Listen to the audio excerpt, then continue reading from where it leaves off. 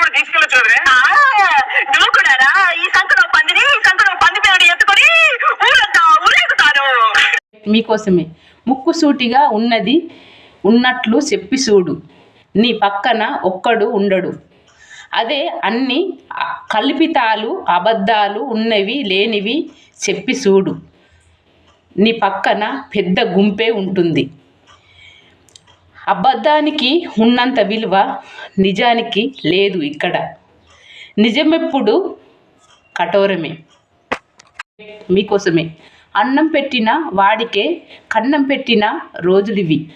ఏమి ఆశించకుండా కనీసం ఏరా అని పలకరించిన వారు కూడా ఎవరు అంటారు ఈ ప్రపంచంలో.